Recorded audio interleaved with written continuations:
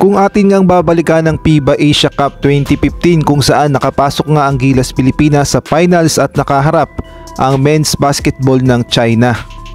At ito na nga yung masasabi natin na pinakamalalang cooking show sa history ng basketball sa Asia. At dito nga ay nakatikim pa ng mura itong si Calvin Abueva sa mismong cameraman ng China. At dito nga ay makikita natin na inaawat na nga ng FIBA director ngunit ayaw pang magpaawat. Ang nakakatawa dyan, cameraman na yan napakasiga dahil nasa baluarte nga sila ng China.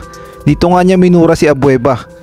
Dito kasi lahat nagsimula yan nang makainitan ni Abueva itong mga players ng China tapos tuluyan na ngang na-foul out itong si Calvin Abueva.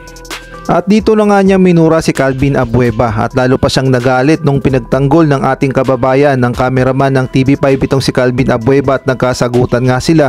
At ito nga ang cameraman ng TV5 na si Nick Earnshaw. Ang kwento nga ni Nick Earnshaw, minura nga nung cameraman ng China itong si Calvin Abueva at mukhang narinig niya nga at pinagsabihan niya na don't do that. Ang sabi naman daw ng cameraman ng China, "You shut up, this is our country." Ayun nga, doon na nga nagsimula ang gulo at nagkaroon talaga ng mga racist at hindi nga talaga naging maganda ang trato ng China noon sa Gilas Pilipinas. Camera guy na yon, sinabi niya kay Bueva, "Hey, number 8. Sabi ko, "You shut up.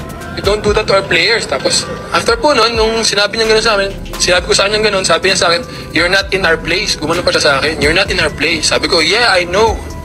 But you shut up." Ginano ko siya. Shut up, shut up, shut up.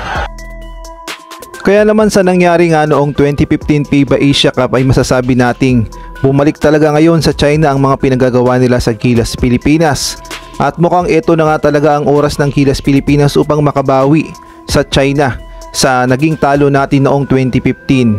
At 2 beses pa nga natin silang tinalo. Biruin nyo, sa FIBA World Cup tinambakan natin at ang pinakamasakit dito sa kanilang baluarte na tinalo natin sila by 1 point.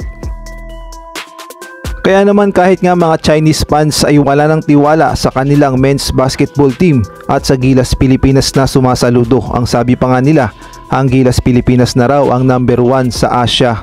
Ayan nga ang nangyayari ngayon sa China na malaking failure talaga ang pagkatalo ng kanilang men's basketball dito sa Gilas Pilipinas at hindi nga nila matatanggap yun ang mga naging kapalpakan ng kanilang programa sa basketball sa China at sila na ang nagkakantsawan, nag-aasaran at nagsisisihan dahil nga sa pagkatalo nila sa Gilas Pilipinas ng 2 beses.